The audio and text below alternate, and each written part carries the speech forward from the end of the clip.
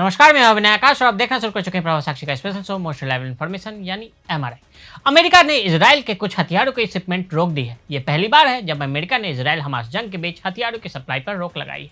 वैसे तो ये रोक परमानेंट नहीं है, लेकिन इसे कड़ी चेतावनी के रूप में भी देखा जा रहा है, क्योंकि इजराइल ने अमेरिका की अपील के बावजूद राफा में ऑपरेशन शुरू किया। इसलिए सख्ती दिखाना उसकी मजबूरी है। ये सख्ती कब तक कायम रहेगी कहना मुश्किल है। हालांकि राष्ट्रपति जो बाइडेन का बयान अमेरिका की नाराजगी की पुष्टि करता है।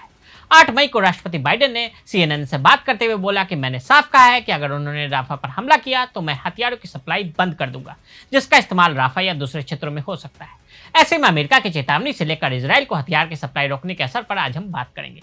संयुक्त राज्य अमेरिका अमेरिका इजराइल का सबसे बड़ा हथियार आपूर्तिकर्ता है, उसके बाद जर्मनी और इटली है। इस बीच गाजा में नागरिक हताहतों और आवासीय क्षेत्रों को नुकसान सहित अंतर्राष्ट्रीय मानवीय कानून के संभावित उल्लंघन के बारे में चिंताओं के कारण कनाडा और नीदरलैंड ने भी इजराइल को अपने हथियार की आपूर्ति रोक दी है।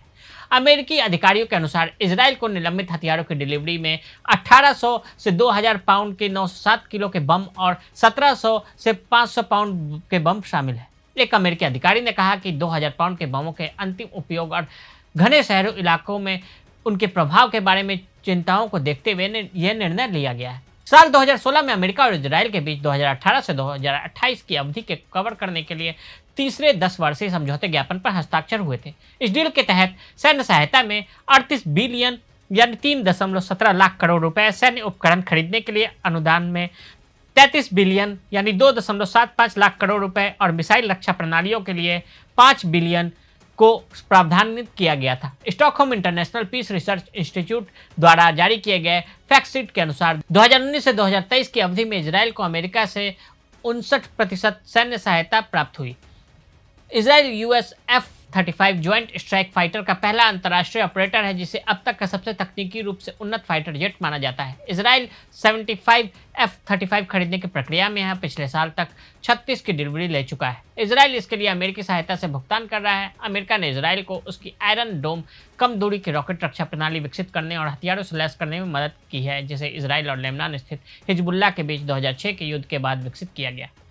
संयुक्त राज्य अमेरिका ने अपने इंटरसेप्टर मिसाइलों को फिर से भरने में मदद के लिए इजराइल को बार बार करोड़ों डॉलर भेजे हैं। इसके अलावा वाशिंगटन ने इजराइल की डेविस स्लिंग प्रणाली के विकास के लिए धन देने में मदद की है, जिसे 100 किलोमीटर से 200 किलोमीटर दूर से दागे गए रॉकेटों को मार गिराने के लिए डिजाइन किया गया है। जर्मनी पिछले वर्ष की तुलना में 2023 में इजराइल को जर्मन रक्षा निर्यात मंजूरी लगभग 10 गुना बढ़ाकर 351 मिलियन हो गई। बर्लिन ने इजराइल पर हमास के 7 अक्टूबर के हमले के बाद परमिट अनुरोध को प्राथमिकता के रूप में माना, जिससे गाजा युद्ध शुरू हो गया। जर्मन प्रेस एजेंसी डीपीए के अनुसार जर्मनी मुख्य रूप से इजराइल को वायु रक्षा प्रणाली और संचार उपकरणों के लिए घटकों की आपूर्ति करता है, जिससे सबसे पहले आंकड़ों की सूचना दी थी।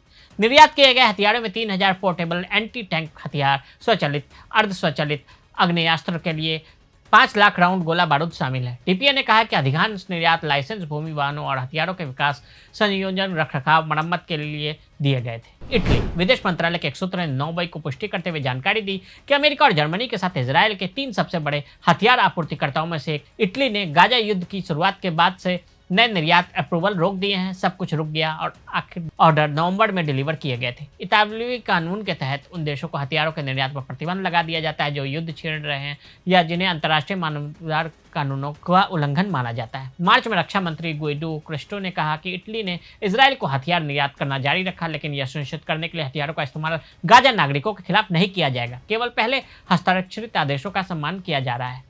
इटली ने इजराइल को 1.4 मिलियन डॉलर के हथियार भेजे, जो 2022 में इसी महीने के स्तर के 3 गुना है। SIPRI की रिपोर्ट के अनुसार इटली ने 2019 से 2023 में इजराइल की लगभग 1% सैन्य सहायता प्रदान की है, जिसमें कथित तौर पर हेलीकॉप्टर, नौसैनिक तोपखाना शामिल है। ब्रिटेन इजराइल के बड़े आपूर्तिकर्ताओं में से एक नहीं है। अमेरिका के विपरीत ब्रिटेन की सरकार इजराइल को सीधे हथियार नहीं देती है, बल्कि कंपनियों को बेचने के लिए लाइसेंस देती है। पिछले साल ब्रिटेन ने इजराइल को कम से कम 52.5 मिलियन डॉलर के रक्षा उपकरण बेचने के लिए निर्यात लाइसेंस जारी दिए थे। लाइसेंस गोला बारूद, मानव रहित हवाई वाहन, छोटे हथियार, गोला बारूद और विमान, हेलीकॉप्टर, असॉल्ट राइफल, घटक सहित कई वस्तुओं इसमें शामिल है। प्रधानमंत्री ऋषि सुनक ने संसद को बताया कि ब्रिटेन दुनिया की सबसे सख्त लाइसेंसिंग नियंत्रण व्यवस्थाओं में से एक है, जिसमें यह समय समय पर मानवीय कानून के प्रति इजराइल की प्रतिबद्धता पर सलाह की समीक्षा करता रहता है। कनाडा कनाडा की सरकार ने 20 मार्च को कहा कि उसने 8 जनवरी से इजराइल को हथियारों के निर्यात का लाइसेंस देना बंद कर दिया है। यह रोक तब तक जारी रहेगी जब तक ओटावा यह सुनिश्चित नहीं कर देता कि हथियारों का उपयोग मानवीय कानून के अनुसार किया जाता है। अंतर्राष्ट्रीय अधिकार समूह के अनुसार इजराइल बमबारी और जमीनी हमलों में गाजा में मरने वालों में से कई नागरिक थे। नीदरलैंड डच सरकार ने फरवरी में नीदरलैंड के गोदामों से इजराइल के लिए F-35 जेट के हिस्सों के शिपमेंट को रोक दिया। एक अपील अदालत के फैसले के बाद यह निर्धारित हुआ कि जो भागों का उपयोग मानवीय कानून के उल्लंघन के लिए किया जा रहा था, सरकार उस फैसले के खिलाफ अपील कर रही है। इजराइल अकेला खड़ा रहेगा।